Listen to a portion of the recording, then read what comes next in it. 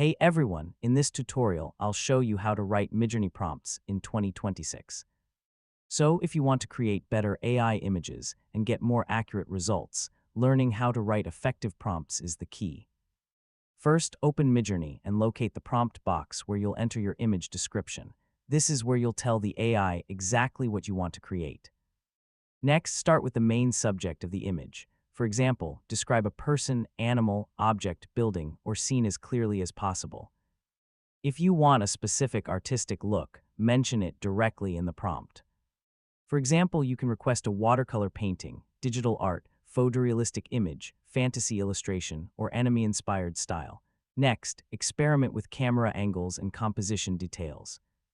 Terms like close-up portrait, wide-angle shot, aerial view, or professional photography can improve image quality and consistency. Once your prompt is ready, submit it and review the generated results. If the image isn't exactly what you wanted, make small adjustments and try again. As you continue practicing, pay attention to which words produce the best results. So, over time, you'll learn how different prompt styles influence the final image, and that's it.